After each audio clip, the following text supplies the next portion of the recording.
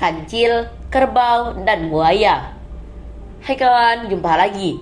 Abang Ridwan kali ini akan menggambar dan juga menceritakan satu dongeng yang berjudul Si Kancil, Kerbau, dan Buaya. Bagaimanakah kisah selanjutnya? Sebelum kalur ceritanya, pastikan untuk mensupport kita ya, dengan cara like, komen, subscribe, dan nyalakan loncengnya juga ya. Oke, kita langsung kalur ceritanya ya. Di suatu hari yang cerah, si Kancil tengah berjalan-jalan santai di pinggiran hutan dengan ceria dan gembira. Tiba-tiba saja ia merasa haus. Kancil pun segera mencari sungai terdekat untuk menghilangkan rasa hausnya dengan air yang segar. Sesampainya di sana, Kancil segera minum. Ia begitu senang dapat merasakan kesegaran air sungai tersebut. Namun mendadak ia mendengar suara rintihan kesakitan. Ia pun segera pergi mencari sumber suara tersebut berasal. Akhirnya Kancil tiba di tempat tersebut, tidak jauh dari sungai. Ia melihat Pak Kerbau merintih kesakitan. Kakinya tengah digigit oleh buaya. Kancil pun mendekat secara perlahan dan mencari tahu masalah apa yang sebenarnya terjadi di antara mereka. Selamat pagi Pak Kerbau, sapa Kancil dengan penuh semangat. Selamat pagi Pak Buaya, sedang bermain apa kalian? Bolehkah aku ikut serta? Lanjutnya bertanya berlagak bodoh. Selamat pagi Cil, jawab Pak Buaya tanpa melepaskan gigitannya. Selamat pagi juga Cil, Pak Kerbau menjawab dengan lemah dan putus asa. Kami tidak sedang bermain-main, ini Pak Buaya hendak memakanku. Padahal baru saja aku menolongnya. Tapi sebagai balasan, ia justru menggigit kakiku. Sungguh malang sekali hidupku ini. Cil, lanjut Pak Kerbau. Tunggu sebentar, aku tidak paham. Bagaimana maksud kalian? Ucap si Kancil. Coba ceritakan apa yang sebenarnya terjadi. Siapa tahu nanti aku bisa membantu menyelesaikan masalah kalian. Lanjut Kancil.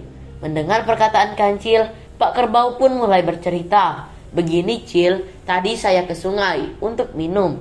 Tiba-tiba saya melihat Pak Buaya yang sedang kesakitan. Dia tertimpa oleh sebatang pohon besar yang tumbang sehingga terjebak dan tidak dapat melepaskan diri. Karena merasa kasihan, saya pun berusaha menolongnya. Dengan menggunakan tanduk saya, mencoba mendorong kayu itu sehingga dia dapat terlepas. Namun, setelah bebas, Pak Buaya langsung menggigit kakiku dan berniat memakanku. Si Kancil manggut-manggut mendengar cerita Pak Kerbau yang malang itu. Sambil mendengarkan cerita, Kancil sebenarnya ikut berpikir bagaimana caranya agar dapat membantu Pak Kerbau lepas dari gigitan si buaya jahat itu. Jadi begitu ceritanya. Apakah cerita itu benar Pak Buaya? Tanya si Kancil pada si buaya. Benar itu Cil, tapi aku juga tidak bisa disalahkan dong. Aku sudah terjebak selama 3 hari di bawah pohon itu dan tidak makan apa-apa. Aku sangat lapar, belum lagi sekujur badanku terasa amat sakit. Untunglah Pak Kerbau menolongku. Tetapi bukankah menolong itu harus tuntas? Tidak boleh setengah-setengah. Karena aku sangat lapar, makanya dia harus mau aku makan. Benar begitu bukan Cil? Kata si buaya berusaha membenarkan tindakannya. Wah, benar katamu Pak Buaya, balas Kancil. Berarti kamu tidak salah jika ingin memakan Pak Kerbau. Soalnya menolong itu memang harus sampai tuntas, kata si Kancil. Pak Kerbau pun langsung lemas mendengar jawaban si Kancil yang membela si buaya. Padahal ia berharap si Kancil yang terkenal bijak dan adil mau menolongnya, sehingga ia dapat terbebas dari gigitan si buaya. Di sisi lain, si buaya sangat senang karena merasa dibela. Hatinya merasa gembira karena sekarang ada yang membela dan membenarkan tindakannya memakan Pak Kerbau. Setelah mendengarkan cerita mereka berdua, Kancil pun memiliki sebuah ide. Rasa-rasanya cerita kalian benar, namun sulit untuk percaya jika hanya melalui cerita saja. Ada kemungkinan Pak Kerbau berbohong kan? Untuk lebih meyakinkan bahwa Pak Buaya yang benar, maka kita harus melakukan reka adegan, kata si kancil. Maksudmu bagaimana, Cil? Tanya Pak Buaya. Begini Pak Buaya, kita harus mengulang kembali kejadian waktu Pak Kerbau menolongmu. Semuanya diulang dari awal kejadian, ketika kamu tertimpa pohon dan Pak Kerbau datang untuk menolongmu. Kata kancil menjelaskan, maksudnya aku harus melepaskan gigitanku ini, lalu kembali ditimpa pohon yang besar itu. Wah, maaf saja, aku tak mau. Nanti ada kemungkinan juga si kerbau malah melarikan diri, kata buaya keberatan. Tenang saja Pak Buaya, aku akan menjaminnya. Kan aku berada di pihakmu, dan lagi dengan kakinya yang terluka. Mana mungkin Pak Kerbau bisa lari, sambung kancil berusaha meyakinkan. Baiklah kalau begitu. Aku setuju, tapi kamu harus benar-benar menjaganya agar tak melarikan diri, ungkap buaya yang setuju. Beres Pak Buaya, serahkan saja semua padaku. Lariku kan lebih cepat dari Pak Kerbau. Kalau ia lari, nanti aku masih dapat menangkapnya. Bagaimana denganmu, Pak Kerbau? Apa kamu juga setuju? Tanya kancil. Pak Kerbau hanya mengangguk lemah. Dia sudah pasrah pada nasib yang akan menimpa. Dia hanya bisa sabar, dan hatinya tak henti-henti berharap agar ia terhindar dari kejadian buruk yang kelak terjadi padanya. Kedua hewan itu pun menyetujui reka adegan dilaksanakan. Maka reka ulang adegan itu pun akhirnya dimulai.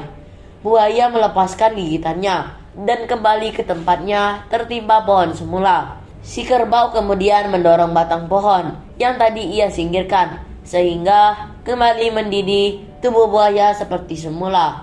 Beginilah awal mula kejadian itu, Cil. Kalau sudah cepat, suruh Pak Kerbau untuk kembali menyingkirkan batang pohon ini, agar aku dapat segera menyantapnya, perintah buaya. Melihat itu, kancil pun berbalik bertanya kepada Pak Kerbau. Nah, sekarang Pak Buaya sudah tertelepon kembali. Aku mau bertanya pada Pak Kerbau, apakah kamu masih mau menolong Pak Buaya? Padahal kamu sudah mengetahui apa yang akan terjadi selanjutnya, tanya kancil. Saat itu, Pak Kerbau pun menyadari apa yang tengah dilakukan oleh kancil.